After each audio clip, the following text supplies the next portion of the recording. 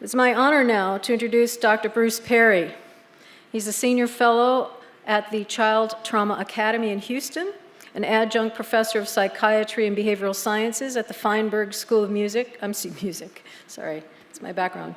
Medicine, Feinberg School of Medicine of Northwestern University in Chicago. He's a clinician and researcher in children's mental health and the neurosciences, and an internationally recognized authority on children in crisis. His clinical research and practice focus on examining the long-term effects of trauma in children, adolescents, and adults. He has been instrumental in describing how traumatic events in childhood change the biology of the brain. He's the author of more than 200 professional publications and several books, including The Boy Who Was Raised as a Dog and Born to Love, both of which you'll find at the book exhibit table, which will be here, I think, till 3 today, and then tomorrow and the next day from 11 to 2. But I found out something even more relevant today, that Bruce met his wife at a Notre Dame football game. So welcome to Bruce Perry. Thank you so much. Thank you. Let me take a moment and get set up here for a second. And Daniel, thank you so much for that lesson. I actually, for years, thought that Knute Rockne founded Notre Dame. I didn't go to Notre Dame, but a lot of my cadaver mates from medical school did. We actually had cadavers based upon alphabetical order. So I was with Dan Pesavento, who went to Notre Dame, and Mike Parsegian, a familiar name to those of you from Notre Dame. So they taught me all about this place. Took me to a couple football games. Happened to meet my future wife at one of them. And so here I am. Listen, I'm going to try in a very short period of time to talk about a lot of complex concepts in a coherent way, which is a challenge for me particularly, because I tend to like to tell stories and I tend to go off on tangents. So for me to be focused and brief and at the same time accurate, it's kind of tough. So let me just warn you that a lot of the things that I'm going to talk about and a lot of the concepts about the brain that I present are only approximations of how remarkably complex the brain is. And I hope that I do it in a way that is generally respectful of the way the brain really does work and reasonably accurate. But every single model is wrong. And I just to give you a little bit of context about that, let's just think for a moment about the magnificence of the human brain. It really is astoundingly complex, and it's astoundingly powerful in the various functions that it mediates. You know, when you think, when you feel, when you move, when you fall in love, when you have a good idea, a bad idea, laugh at a joke, if you have a racist belief, all of that stuff is brain mediated. And the organs that mediate that, the components of the brain that are involved in mediating all these functions are incredibly complex. Now, you all have heard of neurons, right? So there are probably between 84 and 86 billion neurons.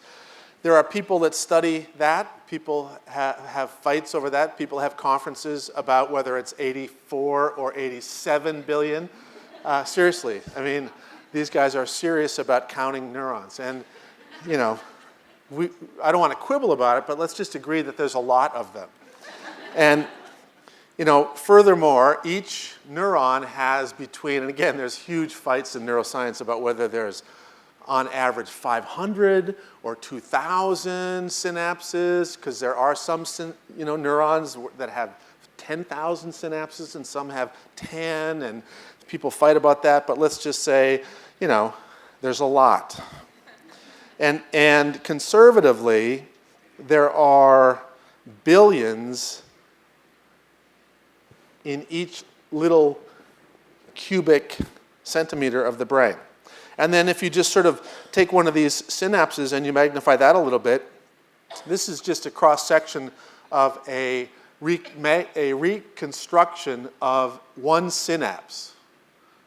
And now remember, there's billions of those just in a cubic centimeter of your brain. And if you'll notice, there's a bunch of these things floating around. These are proteins in that synaptic bouton. And this is magnifying those here, and then another magnification, and then another magnification, and here's some of the proteins themselves. And so if you do this, the fact is each one of those synapses is also firing at a certain rate. And again, there's huge fights about what's the average rate of firing of synapses in the brain. But the bottom line is it conservatively gets down to something like this. That's a lot of action. And so when I show things like this is the brain, this is pretty much of an oversimplification, right? The brain is not an upside-down triangle. But this is a useful model if you're going to try to understand a little bit about how the brain changes and how the brain responds to threat in particular. Now, one of the things that you're going to talk about all throughout the rest of this conference is the forming of relationships and the maintaining of relationships. And other terms that come up will be things around regulation. What does it mean to regulate? We talk about co-regulation, we talk about self-regulation, and there will be much more articulate discussions about this. But let me just give you a little bit of a very brief thumbnail sketch of the neurobiological mediators of regulation. Now, again, remember, this is an oversimplification, but it's not necessarily a distortion. So you've got all these billions of neurons in your brain, and your brain is continually firing and continually receiving input from the inside of your body, right? So your brain is getting sensory input from your body, telling you things about how much oxygen you have, where you are in space, telling you about the fluids in your blood, and you're getting input from the outside world. You're getting input from your, quote, senses. And these senses are things that you know of, right? Eyes, ears, touch. So there's information from the outside world, information from the inside world. It comes into your brain. Now, the place that all that information comes into your brain, all those signals come into your brain low. This is really important. It's important because every part of your brain essentially has the capacity to process and then act on this information. It just so happens that the lower parts of your brain tend to be a little bit simpler in their organization structurally, and they mediate generally simpler functions. Whereas the higher parts of your brain, the parts that are most uniquely human, mediate more complex functions. There's more complex structure, and they mediate more complex functions. Now, I don't really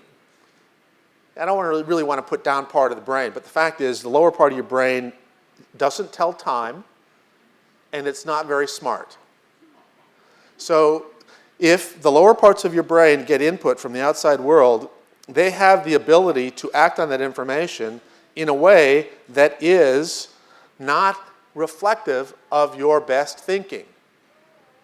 So, for example, sometimes you have the ability to act on information even without thinking. So when you touch a hot flame by accident, you withdraw your hand before the information even gets up to your cortex for you to understand or even localize what happened. And this is very protective. But the point is that your brain has these regulatory mechanisms that are continually trying to keep you in balance, in some equilibrium. And you have this wide array of what we refer to as stress response systems. Now, many of you have heard about the amygdala. Many of you have heard about the HPA axis, the hypopituitary adrenal. You've heard all about that. But the fact is, all parts of the human brain and body are capable of responding to stress. So in a very complex way, your brain has multiple neural networks that are involved in the stress response. And anything that perturbs any part of your physiology out of equilibrium will elicit a response to move that system back to equilibrium. And three of the neural networks, and there are more, but these are three of the most important. And you'll notice that they have their cell bodies in lower parts of the brain, which of course makes sense because you want to have the part of the brain that's going to be responsible for responding to incoming input, you want that to be proximal to the incoming input. You don't want to have a whole bunch of synaptic translations in other parts of the brain to decide whether or not you should act on it. You want, literally, the ability to act on information immediately should that signal be of sufficient intensity. And so these neural networks you've heard of. You've heard of noradrenergic. You've heard of dopaminergic. You've heard of serotonergic. Now, all of those neural networks, and there are multiple of them, are involved in other functions besides modulating and responding to stress-related input. The interesting and, in some ways, wonderful thing about this architecture is that because these neural networks are distributed with this microarchitecture that connects multiple parts of the brain, they're able to weave together very, very complex functioning across multiple parts of the brain. This gives them this really, really important role in many functions. And in fact, if you open a journal of neuroscience, you couldn't find a single function that wasn't one or two synapses away from one of these neural networks. You just couldn't. Now, I'm not saying that those neural networks would be the only neural networks responsible for mediating the function, but I can guarantee you that they will modulate, moderate, or influence the function. These neural networks are pervasive, not only in upstream, but in downstream functioning.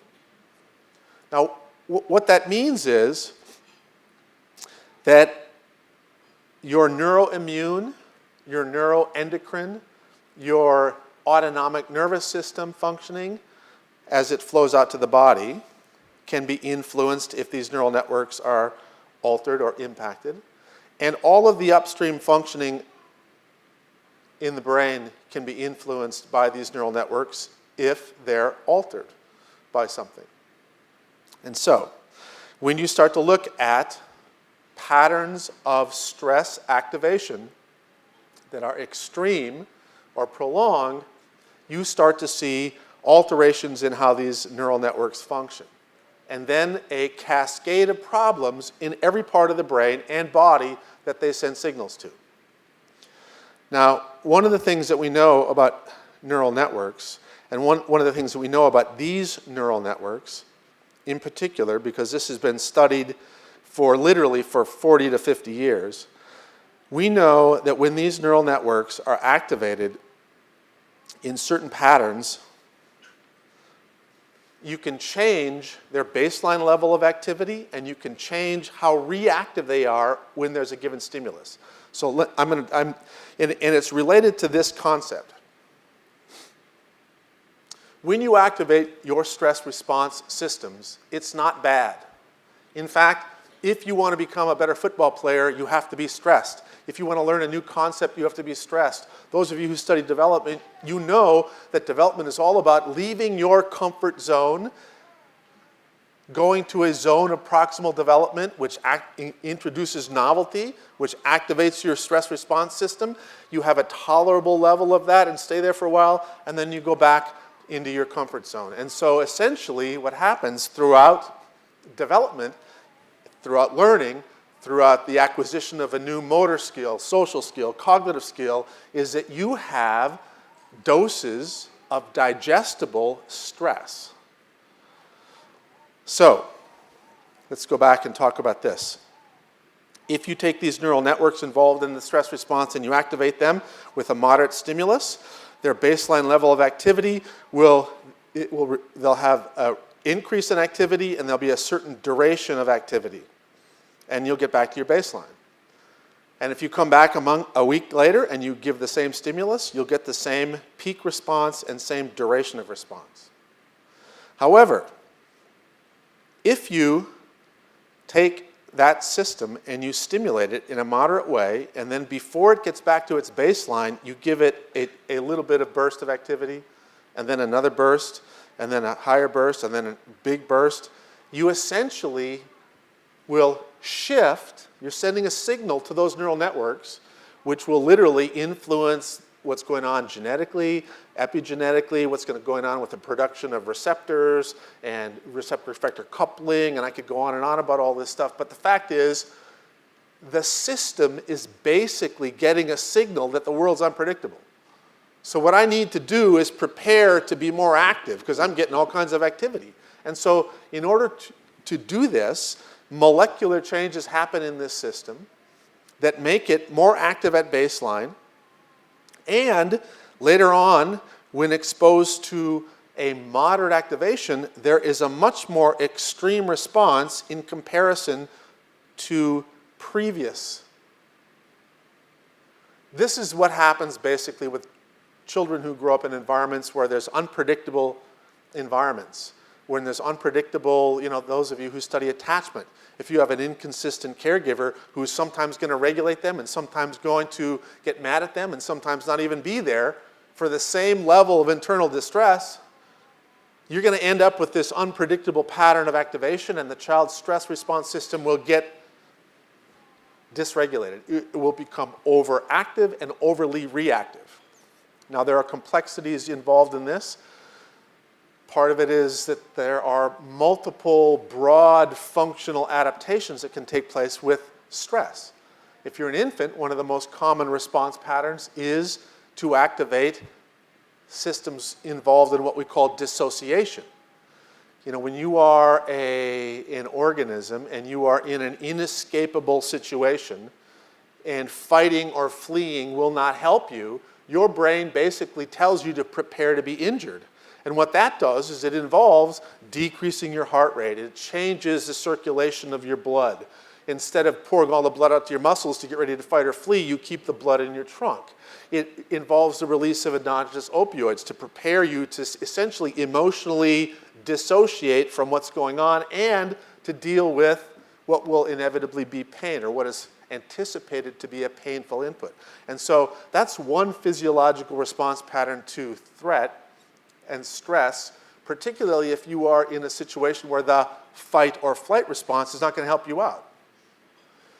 But if you do the fight or flight response, if in the moment your brain says, hey, the fight or flight response is going to be adaptive, it's going to help me survive, your brain will essentially increase your resting heart rate. It will literally tune out any distracting cues from the inside. You'll focus on external things, and you will have this traditional fight or flight response. And now the truth is, many, many, many children use both of these adaptations. Sometimes even you can activate both of these simultaneously.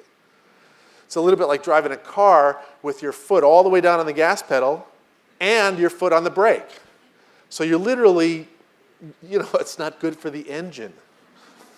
But you can do that. So which system becomes sensitized is going to vary depending upon the individual's genetic predisposition, epigenetic factors, intrauterine, perinatal factors, and the nature of the event, the timing of the event, and so forth. And it's, there are people that have whole conferences about that phenomenon. However, what I want you to appreciate is that this pattern of experience leads to a stress response set of systems that involves these crucial neural networks that in turn involve almost any function you can think of. And if you look in the periphery, anything that's going on in your body.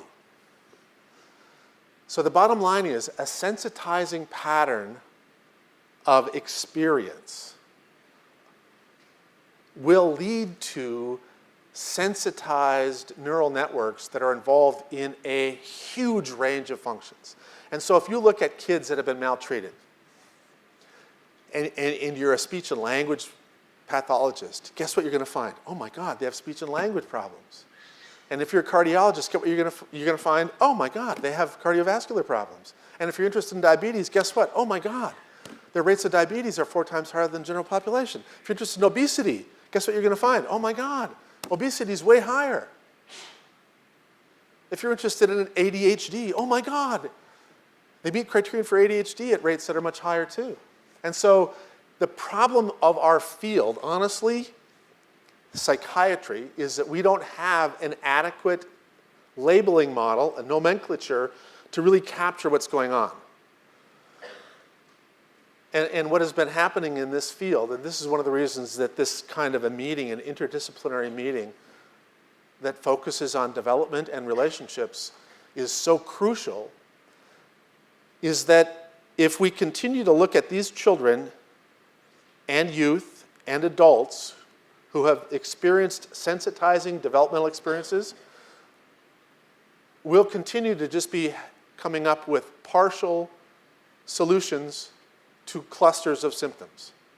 And how well does that work? I can guarantee you it doesn't work very well.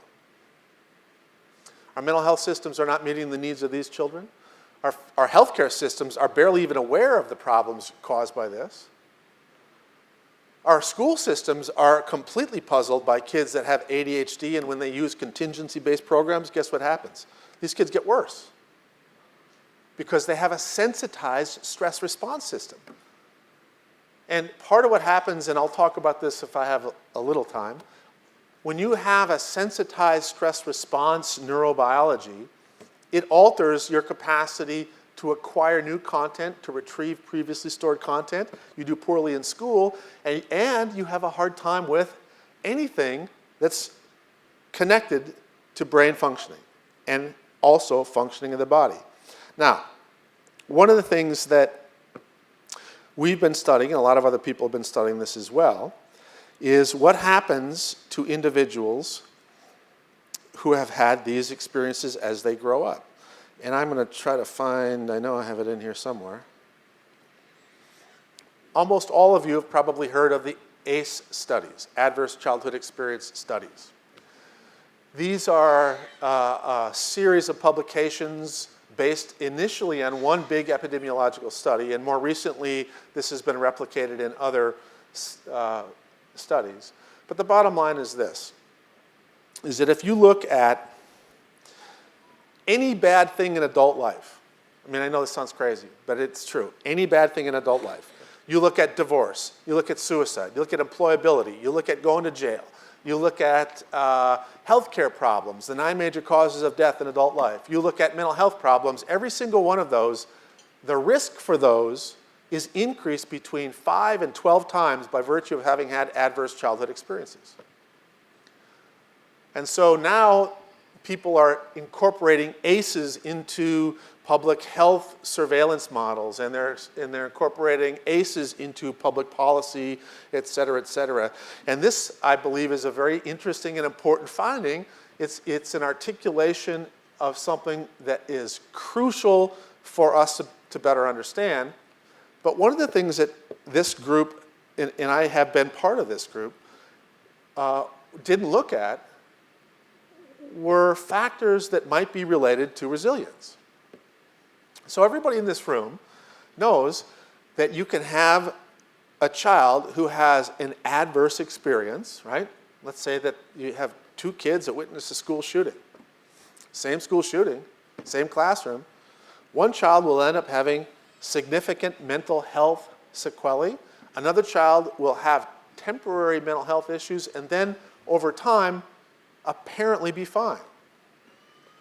And so we know that there are different outcomes from adversity.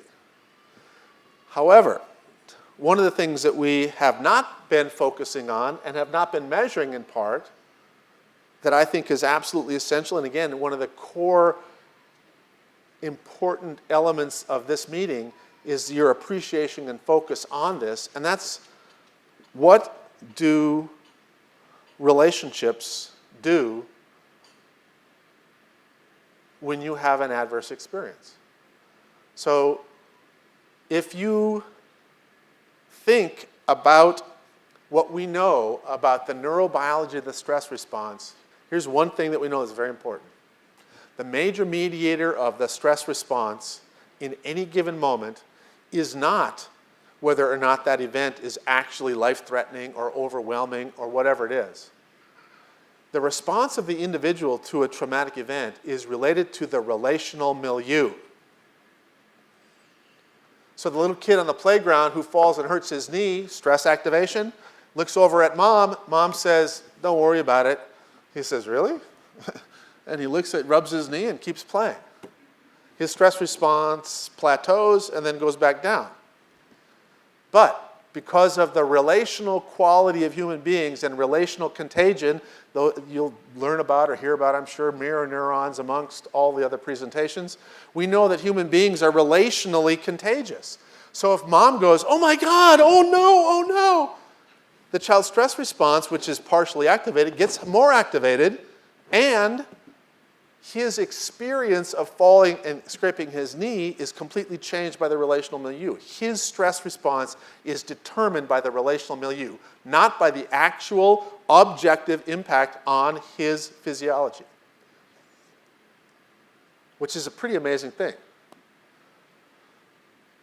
So, and I don't have time to talk about it, but we have a very, very, very large data set of individuals who are trained to assess adults, youth, children, and even little children, all the way down to babies, using a semi-structured process that looks at the nature, the timing, and the pattern of adverse experiences, not just globally. See, the ACE studies, what the ACE studies do is they take an adult, or they take an adolescent, or whatever age person they take and they interview. They say, "Hey, did you ever have sexual abuse? Did you ever have this? Did you ever have whatever?" And you go, "Yes, yes, yes, yes." But the truth is, we know that an adversity at 6 months of life is going to have a completely different impact on the developing child and brain than that same adversity at 6 years of life than at 16. So we have a process where we look at adverse experiences, and we also look at measures of what we call relational health. So what were the buffers that were present? What relational buffers were present? What relationships did you have? Were they consistent? Were they predictable? Were they healthy? Was it with your culture, your community, your family, individuals? And we measure both of those. And so this is what happens when you just simply measure ACEs. This is these bad things that happen in adult life. This is what happens as you increase the number of bad things. The more bad things you had in childhood, the more bad things you're going to have in adult life. This is, of course, not, I don't want to say that this makes complete sense, because a lot of people find this amazing. But for those of us who've been studying this, we're not surprised by that. Now, so let me show you what we've been doing, and this is kind of old data, but it makes the point. This is in a group of 2 to 6-year-olds, and this score here basically is how functional and well organized is the brain. So we're looking at brain functions, and higher is better. And if you go lower on this scale, that means compromise. And this is the number of adversities, or that's the score on that adverse experience scale. So this is the more adversity, the more function you have in these brain-mediated, the more compromise you have in brain-mediated functions. Just like I said before, like the ACE studies, no surprise. This is if you take these exact same children and you look at the same measure, how their brain functioning is, and this is those relationally based factors. This increases mean you have more relational health. Here you have relational risk. Same thing here. Larger group of kids, 900 kids between 6 and 13. Same thing here. Now the interesting thing and the powerful thing and the positive message here is that these correlations are more powerful than these correlations. In other words, it's a better predictor of how you're doing in the present, not to look at your adverse experiences, but to look at your relational health. Children with histories, adults with histories of good relational health, connection to community, to family, can go through all kinds of adversity and still function relatively well. The interesting thing is, children with few adversities, but relational poverty, do very, very poorly. Now, hold that thought for a minute, and of course, let me just show you what makes you all know. This is kind of what this group found, our group. This is what you would find if you had if you took the group that had lots of relational poverty, and this is what you would find if you took the group that had relational health. Now, I should just tell you, if you take a group, in fact, I think I have this slide in here. This is from work done by folks in the state of Washington.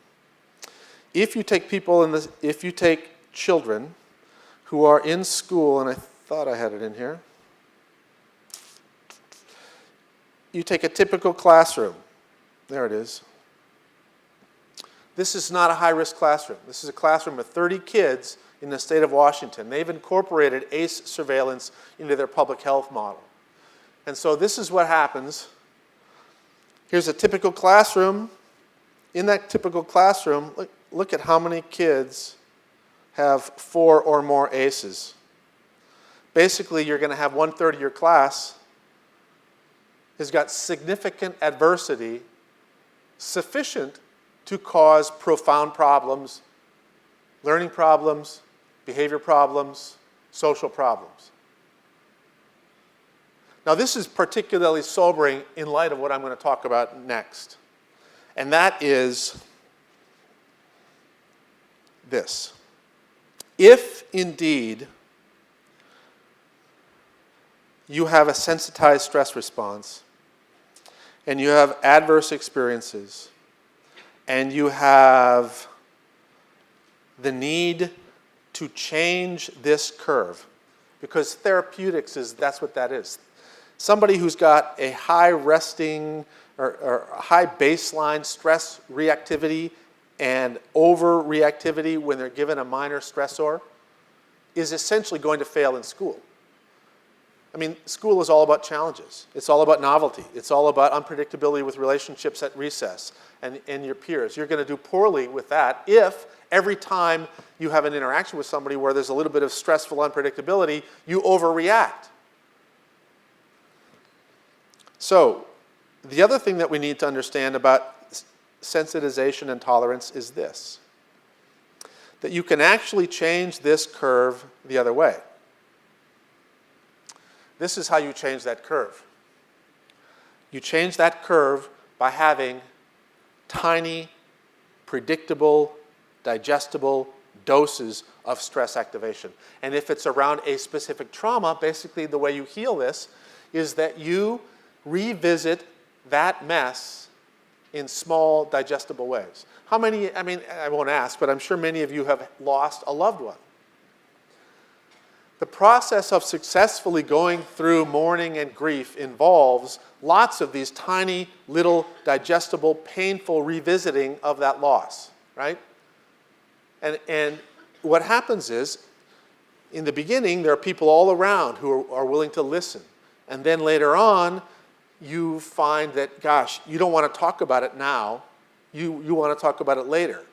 And if you are 2 weeks out from mourning the loss of a loved one, and you'll say your child died and you're pushing your groceries through the grocery store and you see a neighbor coming up and you know that they're going to come over and say something, guess what you do?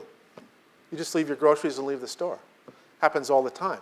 Because you want to control when you talk about it. You don't want to talk about it when they want to talk about it. You want to talk about it when you want to talk about it, and you want to talk about it for the length that you want to talk about it, and when you're done talking about it, you want to stop talking about it. In other words, you're taking something that is very, very distressing to you. It's going to activate your stress response. You revisit it. You control when, you control how long, and you control, essentially, the stressful experience.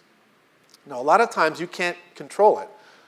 You know, if you were in a high-profile event, it's on the media. If you're in a high-profile event, everybody reminds you of it. If you're in a high-profile event and it happened at your school, every time you go to school, there'll be reminders that you can't control. And so you end up, after a traumatic event, sometimes having a series of unpredictable reminders that make the problem worse. And in fact, if you work with people in this field, what you find is 3 months after the event, they're more sensitized to it than they were 2 days after the event. That's because they lost control of how it is brought back to them. It's brought back to them sometimes with intrusive ideations. It's brought back to them with evocative cues. It's brought back to them by well-intended neighbors who basically brought it up when they didn't want to talk about it. So, what happens when you get this sensitized system is that you can, if you have an opportunity to control who you talk about, how you talk about it, how long you talk about it. Now, what happens when you go to a best practice, evidence-based therapeutic intervention of cognitive behavioral therapy? No, and I have no problems with that. It's just that it's not based upon when you want to process. It's based upon when the therapist has an appointment. And so every Wednesday at 4, you have to go talk about it. Now, you can still do decent work, but the fact is, you are not getting this pattern of stress activation. You're getting more likely this. And in fact, we've found that in the acute post-traumatic period, if individual children are offered therapy and they go to therapy, a significant portion of them get worse because the appointment disrupts their normal social milieu and it becomes an uncontrollable evocative cue. They have to think about it. I know that people that I work with around this acute traumatic grief are getting better when they really stop coming to appointments. They don't want to. I become an evocative cue, and they've learned how to basically use the people around them. Now, let's talk about this. Now, the reason keep all of this stuff in mind. Keep in mind the power of the relational milieu in healing trauma as I go through this next little bit here. And a lot of this stuff is no surprise to you, but one of the things I think we forget is that we've invented ourselves this modern world. And one of the things that we did while we were inventing this modern world is that we've basically been neglecting two of the most powerful aspects of our genetic gift as a species. One is early childhood, the incredible malleability of the brain early in life. It's a time when we give the least amount of attention, focus, effort, teaching, support for young families. We spend much, much more time, effort, money to change the brain if you're 15, 18, 20, 30, or 40 than we do when you're 6 months old, which is really stupid. But the other thing that has happened in our culture, and part of this is because of the inertia and the speed of inventing things. We haven't really adjusted to television. We haven't really adjusted to our ability to be mobile as a culture. We haven't adjusted to cell phones or tweeting or any of this stuff. And part of what has happened is that as we have invented this modern world, our households have become smaller and our relational interactions have become very different than they were when we were living in hunter-gatherer clans. or the equivalent of them in other variations of human living group. The vast majority of human beings that lived on this planet have lived in multi-generational, multi-family groups with much more continuous relational interaction than we do now. In the United States, we have gotten down to the point where we have fewer than 3 people in the typical American household. In the last census, I think 1/3 of the households had 1 person. And the average American spends 11 hours a day on digital devices. That's pretty sobering. Those of us with cell phones are going to check them 150 times a day. And every time you check a cell phone and you're with another person, guess what you do? You disengage from them. It's a relational rupture. This is sobering. I could go on and show you all of this stuff. There's a lot of stuff like this. Bottom line is the relational landscape is changing, and we've created a situation that I would argue is the equivalent of poverty of relationships. We are impoverished relationally. And so this matters because both the ability to form and maintain a humane relationship and, I will argue, the ability to be in a regulating relational milieu are completely altered by having this relational poverty. The ability of the typical American kid to sustain the inevitable adversity of life is compromised by the way we live together. We worked with kids after Katrina, and we worked with kids after the tsunami. One group of kids in the same year was essentially living in poverty, had no tertiary care, mental health resources, didn't have any great handouts about what to expect from trauma. But there was more death and destruction in that group, but they moved as a group to the refugee camps, and they moved back to rebuild as a group, and their problems with trauma-related stuff were minimal. The kids that were in the US who got all kinds of mental health assistance and services, who were fragmented and moved all over the country and then moved back to a fragmented community, they had many, many, many more mental health problems. Relational interactions have at least 3 important characteristics when it comes to the brain. The first one is this, is that a human-to-human interaction is regulating. When you are in the presence of people who are respectful and attentive and attuned with you, literally your stress response system is better regulated. And if touch is involved, there are even more positive neuroendocrine and stress response phenomenon. But even a tone of voice, even a kind touch, all of that changes the brain and gives you a tiny little dose of regulation.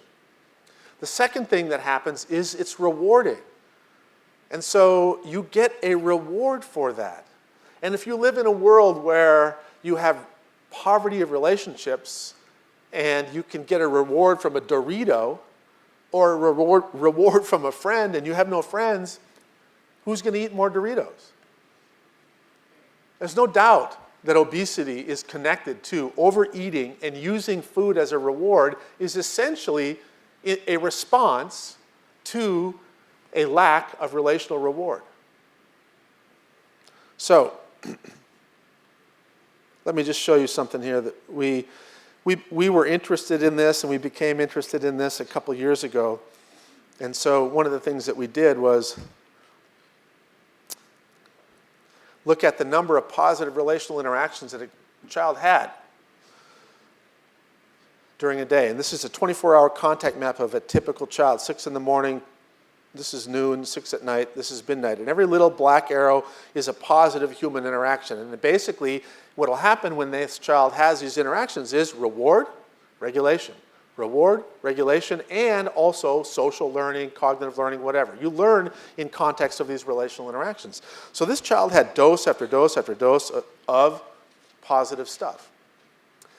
If this child had experienced a traumatic event, do you think he would have had a relational milieu that would have allowed him to create for himself in a controlled manner a digestible dosing of stress? Of course. This is a tolerance-inducing pattern. This is a pattern that leads to the capacity to deal with an overwhelming stressor, and this is a pattern that doesn't. This is the best day in a high-risk child's life. This is a child in foster care. The best day in a 2-week period. We tracked him for 2 weeks. He had several days where he had not one single positive human interaction. People were around him, but he was invisible. And when people interacted with him, it was almost always negative. Why are you doing that? How many times have I told you? Have you done your homework? And so part of what's happening in our modern world is that there aren't enough kids that are having days like this, and there are more and more kids that are having days like this. And this isn't just me saying this. If you look at data, for example, this is a pretty alarming study that was published a couple years ago, looking at changes in the psychopathy scale in the MMPI. It's significantly increased. 5 times as many people now score above that cutoff for psychopathy compared to 1938. And their conclusion is that our culture has shifted more towards extrinsic goals such as materialism and status, and away from intrinsic goals such as community, meaning in life, and affiliation. This is paralleled by another study looking at the shifts in typical college student scores on an empathy scale. This came out a few years ago. Again, very sobering. Since 2000, there's been a huge shift in these scores. Now, again, I don't want to sort of label all kids or youth with the same brush, but I've talked to like 5 different people who are in the corporate world. And they've told me that they cannot get college grads who have the social skills to succeed in their workplace. I had a CEO of a Fortune 500 company who came and who I was talking with about something else, and he said he had a Harvard business student who came and recently interviewed with him, and basically in the middle of the interview, the guy had a little buzz in his pocket. He pulled out his cell phone and said, "Excuse me, I got to respond to this," and texted back to somebody in the middle of an interview with the CEO of this company. He said the capacity to basically be relationally present and not be completely self-absorbed is just shrinking. This is from, I can't remember, this is Ohio or someplace, did a big survey on what are the shortcomings of job applicants, and this is pretty recent, 2013, St. Louis. And so none of it was hard skills. You know, we piss and moan about, oh my God, our kids aren't learning math, they aren't learning science. But the truth is, our kids aren't learning how to share. I mean, our kids aren't learning how to have a conversation. And so that's the number one problem. The soft skills are the number one problem with people looking for jobs. That's the number one issue with corporations. They don't have any trouble finding people that know math. This is really sobering. And it's also sobering if you're interested in democracy. One of the major indicators of public engagement, of being a citizen of your community, is by voting. And if you look at voter turnout of the youth and younger generations, it's terrible. This is in the presidential election, and you would have thought there would have been a significant youth vote for Obama. But in fact, all of the voters, by decile, the older you get, the more likely you are to vote. Now, I don't necessarily want to be a woe is me kind of guy, but the truth is, the brain develops in a use-dependent way. And the pattern of experience makes a difference. And so if you look at language, for example, the more words you hear, the more vocabulary you have when you're little. If you look at you look at the parts of the brain involved in forming and maintaining relationships, the more relational interactions and opportunities you have for practice to negotiate, to compromise, to be attuned to one of your peers, the more likely you are to develop relational skills and to express your capacity to be empathic. I would argue that our culture, by virtue of not conscious decisions necessarily, but by virtue of the inertia of the modern world, we are living in a much more relationally fragmented and impoverished situation that is incapable of expressing the underlying empathic capabilities of our children. And as a result, we will suffer from this in multiple areas, not the least of which is the inability to tolerate significant adversity, which is inevitable in life. Our children will be exhibiting higher rates of substance use and abuse, higher rates of suicidality, higher rates of physical health problems by virtue of growing up with relational poverty. And I hope that part of what comes out of meetings like this is that there will be more people in academics and there'll be more people in the general population who are thinking carefully about the relational milieu that we are constructing and creating. How do we learn how to use our technological tools as opposed to being shaped by these technological tools?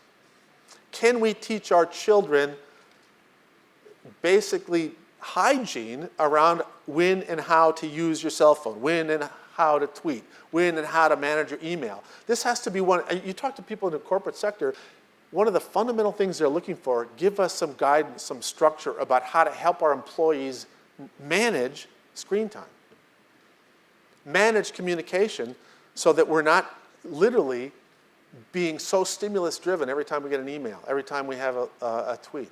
It is decreasing productivity astoundingly. And mine as well as yours. I'm sure all of you know what I'm talking about. Anyway, I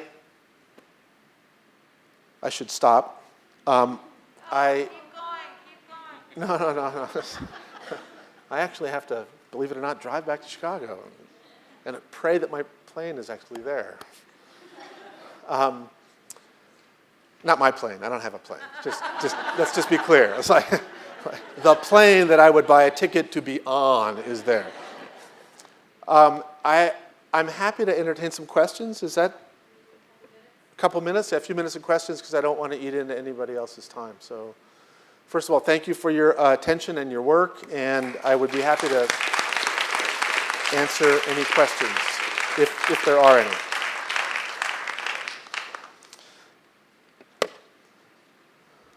I have one. I'm an anthropology student, and I study pediatric anthropology, but I also have a lot of friends who practice attachment parenting, and there was a lot of people here earlier.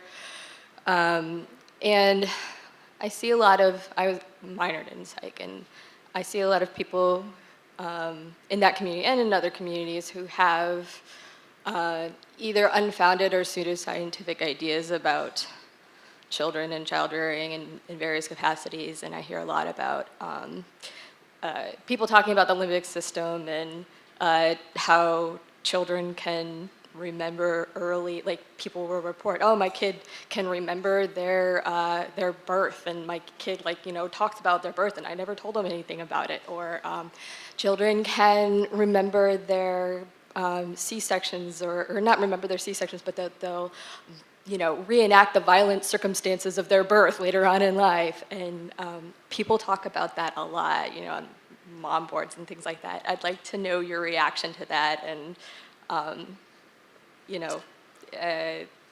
how do you respond to ideas like that people... So I spent a lot of time in California, and there's a lot of that there. So I've kind of learned how to listen to that, and not get too smirky.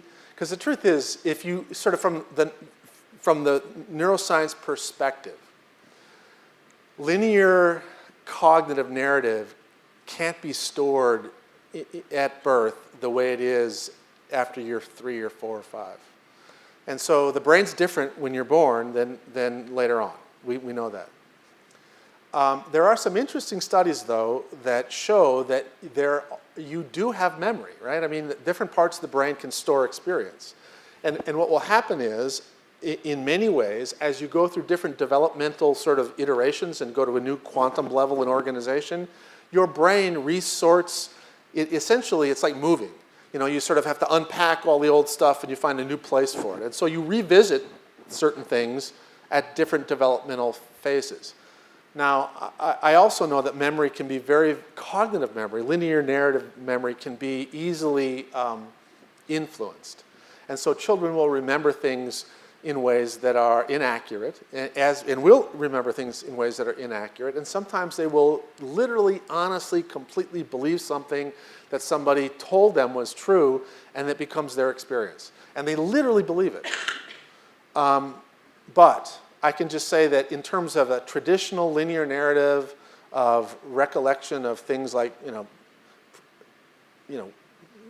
what was happening in utero, that would be a reconstruction that was created after that experience took place. So it would be a modified memory. And it may, in fact, have elements that are from that experience, but it's also going to have elements that are from outside of the brain, basically trying to reconstruct what happened. And so one of the interesting things about the human brain is, and memory is that it really likes a story. It likes a narrative. It does not like a vacuum. And so if there's not a narrative that exists around certain things, you make it up. And your brain does that when your brain starts to melt, basically, when you have a schizophrenic or a psychotic episode. Your brain tries to make sense out of all this stuff together, and sometimes it puts together things in ways that are wrong. It's a little bit like watching, remember Toy Story? All those toys that were kind of put together by Sid the wrong way, they kind of, anyway, I had to watch it like 12 times. I have a grandson, so. So that's what I think happens there. Yeah, and I guess I apologize, but I have to stop because I want to make sure that Stuart, you're next, right, Stuart? Josh. Oh, that's Stuart? Oh, Stuart. Good. All right, thank you. You're all good.